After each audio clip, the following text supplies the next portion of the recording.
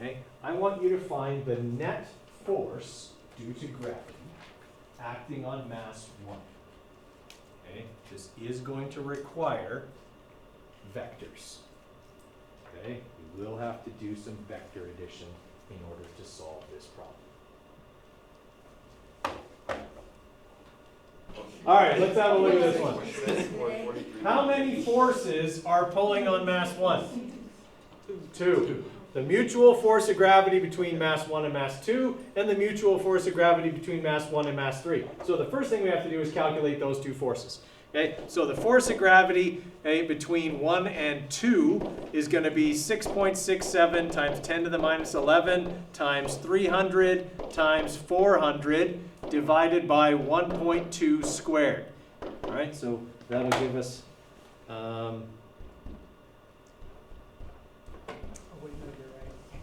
oh, there was an admission of someone being right there.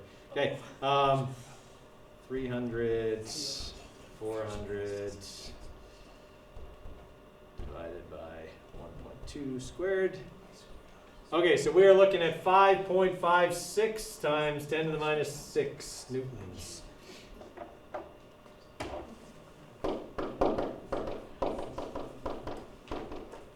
Okay, and then we have to also calculate the force of gravity between 1 and 3. So that'll be 6.67 times 10 to the minus 11 times 300 times 250 divided by 0.92 squared. Okay,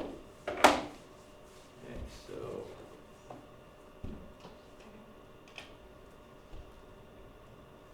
I don't know if this saves me any time.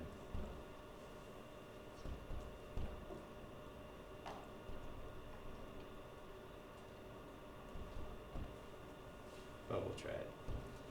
All right, so we're going with 6.18 times 10 to the minus 6. And obviously, I'll keep all my decimals here. Whoop, not minus 16, minus 6 newtons. Okay, so I've got my two forces. And this is kind of a free body diagram. This force would be going that way. This force would be going that way. What do I need to do with those two vector quantities? Draw them tail to head. Okay, so I'm going to have my 5.56 times 10 to the minus 6, and then here will be my 6.18 times 10 to the minus 6 newtons. All right. Are we seeing the effect of radius being greater than the mass here? I don't think you put 0.9. Did I just put 0.9? Well, that would be a problem. I did. Luckily, we can go back and fix that.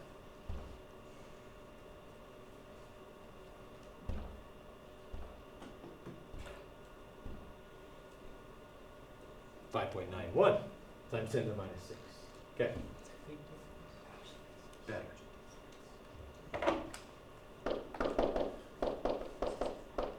Okay, I'm still going to say the same thing I said before. Are you noticing the effect of radius being greater than mass? There's less mass between these two, but they're closer together. And as a result, there's greater attractive force between the 250 and the 300 than there's between the 300 and the 400. Okay, so even though there's considerably more mass in the other one. Okay, so there's my vector diagram. That means that this line right here represents my F net, and that will be its vector right there. All right, so first thing I need to do is calculate F net, and that will simply be a Pythagorean theorem calculation. So 5.56 squared plus 5.91 squared. Obviously, I'm going to put everything in there. I'm just shortcutting for the sake of not getting it right. Okay, so square root of that number. And I need to put it in brackets.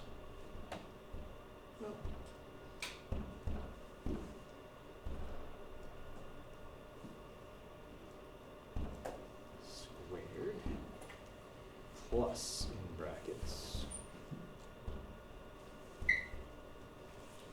that number squared.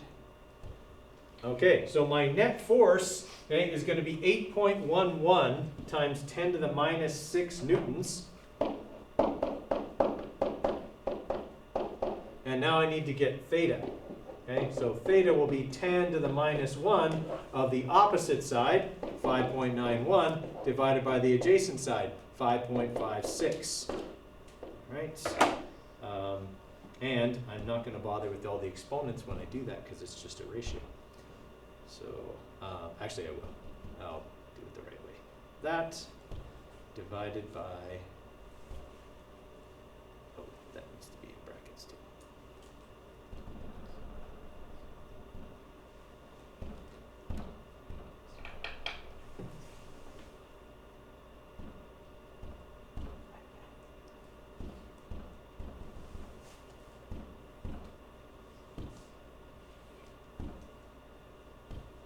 Okay, so 47 degrees would be our vector there below the horizontal. Okay, so our final answer is going to be 8.1 times 10 to the minus 6 newtons at 47 degrees below horizontal.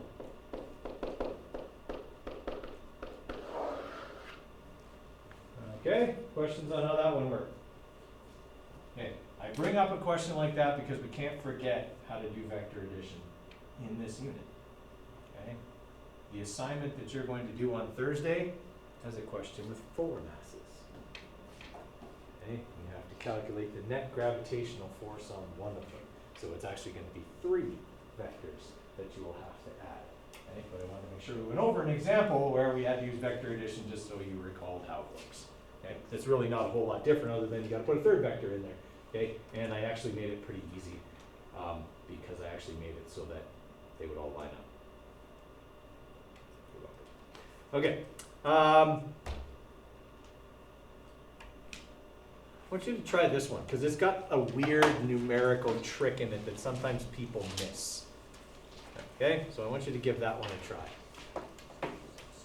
I want to talk to you about a current NASA mission that's going on that kind of has to do with all the satellites and celestial movement stuff that we've been going over. Okay, how many people have heard of the DART mission?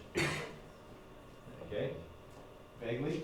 Okay, the DART stands for Double Asteroid Redirection Test. Okay, it is a test of a planetary defense system that is designed to see whether we can deflect an oncoming asteroid to keep it from hitting the Earth.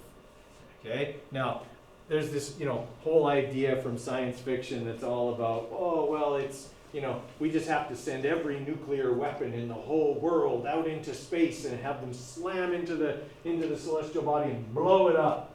Well, first off, that's a bad idea. And it's a bad idea for a lot of reasons. Okay? First off, our nuclear weapons are not equipped to travel that far. Okay? Most of them are designed to hit other places on Earth, sadly. Okay? They are not designed to travel through interplanetary space to impact something that far away. The second thing is, launching nuclear devices into space violates several arms treaties for this reason. Lots of times rockets blow up. And the last thing you want is a rocket carrying a nuclear payload to explode at high altitude. It's called fallout. Okay? And it would mean that radioactive material would fall out over a large area on Earth. Now, the other side of that is a large asteroid destroys the Earth, but I mean, you gotta kind of pick your poison, I guess. So the idea here is that we don't need these massive explosions that look cool in science fiction movies. We just need to hit it like you're playing pool. Okay? If you hit one ball with another ball, you can change its direction. Okay? So this is actually what they call a kinetic impact direction or redirection. All they're doing is sending a rocket that's kind of heavy towards an asteroid, and they're just going to have it slam into it. Okay? There's no warhead. There's not going to be any explosion. They're just trying to take the kinetic energy of the rocket and use it to direct or redirect the asteroid. Now, is it going to redirect the asteroid? A lot. No. And it doesn't have to. Okay? When we're talking about interplanetary distances, we don't need huge redirections. A half a degree, if we get it early enough, will be lots to keep the Earth safe from this potential asteroid. So what they're doing is there's actually 2 asteroids, and they're kind of orbiting each other. Okay? And they've watched the orbital mechanics of these 2 asteroids for some time, and they're just going to have their rocket hit one of them. And if the rocket hits one of them, they'll be able to detect a change in its orbital period around the other. Okay? And from there, they'll be able to detect how much they've altered its course, which will tell them, can we do this? Can we redirect a potentially life-threatening asteroid from hitting the Earth by just smashing a heavy rocket into it? How big does an asteroid need to be to like make it to the Earth's surface? Well, lots of things actually get to the Earth's surface, but they're usually, I shouldn't say lots. It's not infrequent that something should reach the Earth's surface. Just remember that 2/3 of the Earth's surface is covered in water. Okay, so there's only a 66%, or there's a 66% chance that any impactor is going to hit water, and there's a lot of uninhabited area. Anything that gets through is probably pretty small by the time it gets to the ground and doesn't cause a lot of damage. Okay, there was a lady who got a hole in her house because a meteor hit it. Another person had a hole in their car because a meteor hit it. Okay, these are things that were probably much bigger out in space, but they burned up significantly and were quite a bit smaller by the time they reached the Earth's surface. Okay, so to get something that's going to make a significant crater means it's going to have to be hundreds of meters across, most likely. And are these asteroids that they're going to test on that hundreds of meters? Let me see, because I was just looking at the thing here.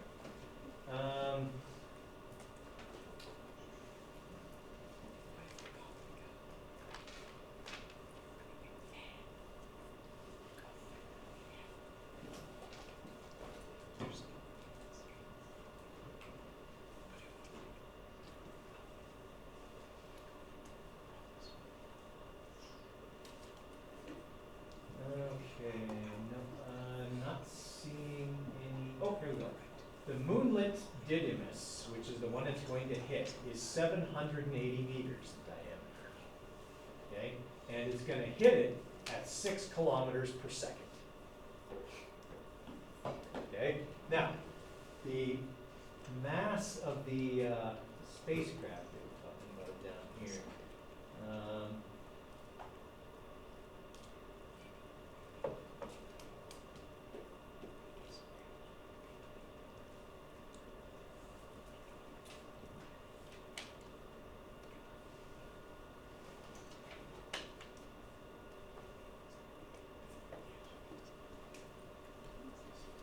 So they're saying that the rocket they used to put it up there can lift payloads of 50,300 pounds to low Earth orbit and 18,300 pounds to geostationary transfer orbit. So this thing is probably around, so let's say it's conservatively 16,000 pounds divided by 2.2 gets us to kilograms. We're looking at 7,000 kilograms, 6,500 kilograms, something like that. Okay, worth of mass. Okay, and all it's doing is using its kinetic energy to try and alter the path of this asteroid. Okay, this asteroid is in no danger to Earth, by the way, and it is not in any way going to strike the Earth. This is simply a test. Okay, they liked this system because it had a larger asteroid with a smaller asteroid orbiting it, and they know a lot about the mechanics of that orbit, so they'll be able to detect any change in it as a result of hitting it with this basically big, heavy object.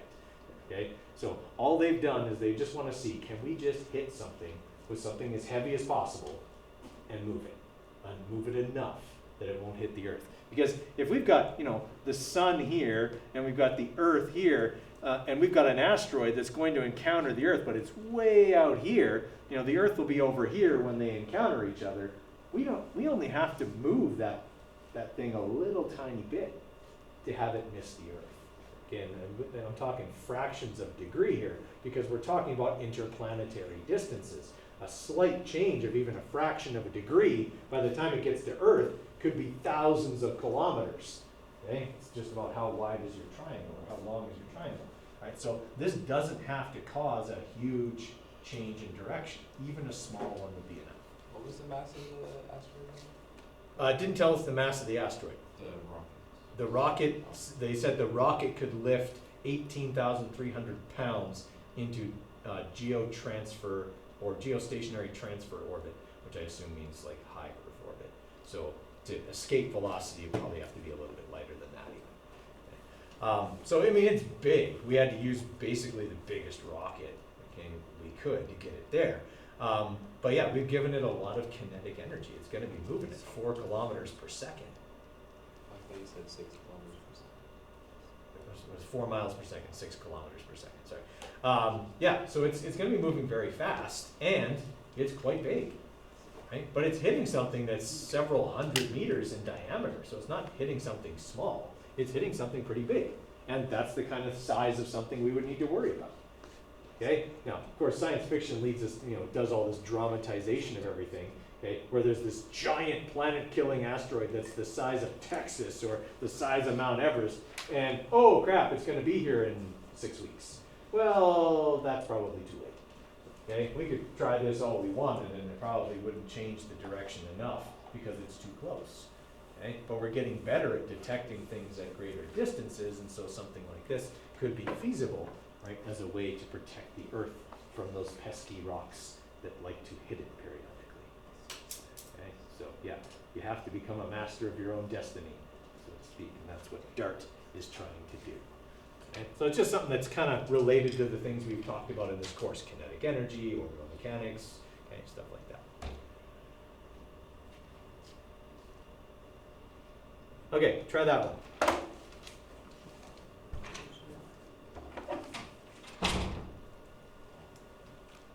We gave you the distance above the surface. It did not give you the orbital radius. That is what you have to calculate on this one. That's those key terms that we have to be watching out for. Okay, so it'll be 6.37 times 10 to the 6 plus 4.15 times 10 to the 6. Okay, so we're looking at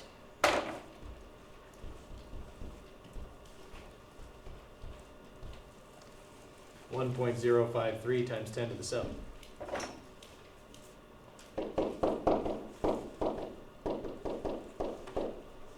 Okay, that's the trick in this one, as they said, above the surface, which is saying height or altitude, okay, or any of those things. All right, so on this one here then, we are just looking for FG. There's no manipulation required. Big G times the mass of the Earth times the mass of the spacecraft divided by our 1.053 times 10 to the 7 squared, okay, will give us our 2.34 times 10 to the 3 newtons. Okay? So I'm just actually reading a little bit more here about that DART mission, and it's all going to have to be done by the spacecraft itself because it's so far away from the Earth, 6.8 million miles, 11 million kilometers. So there's a sophisticated guidance system that will allow the spacecraft to tell the difference between the two asteroids, okay, the asteroid and the moonlet, so that it crashes into the right one. And they are looking for a change in the orbital period of several minutes. So they're actually going to be watching us in 2 ways: Earth-based telescopes, and it's going to drop one of those little cube satellites as it approaches, and that cube satellite will orbit the little asteroid system for a little while, taking pictures of the impact and then monitoring after that. So through Earth-based telescopes, they're hoping to see a change in orbital period of several minutes. So that's significant. Okay, several minutes. So they're looking to change the direction of this thing, I would say, significantly in astronomical terms. Okay, so yeah, that's pretty cool that we're at the point where we can possibly defend ourselves. The problem is we're doing all of this. We put the cart before the horse. It says here, DART is one aspect of NASA's work to prepare Earth should we ever be faced with an asteroid hazard. In tandem with this test, we are preparing the Near-Earth Object Surveyor mission, a space-based infrared telescope scheduled for launch later this decade and designed to expedite our ability to discover and characterize the potentially hazardous asteroids and comets that will come within 30 million miles of Earth's orbit. So we're testing whether we can move them before we find out where they all are. So let's hope there aren't any anywhere close before we get the thing that's supposed to find them all up in orbit, finding them all. Yeah. Otherwise we'll be in the whole don't look up situation. Don't watch that movie, it's terrible. 2 hours of your life you're never gonna get back. Okay. Questions on that one? All right. Tomorrow we're gonna finish off gravitational field strength, okay, and possibly do our unit exam review. Thursday you're gonna do the gravitation assignment. Friday and Monday we'll be starting unit 4. And then you've got your unit exam on Tuesday.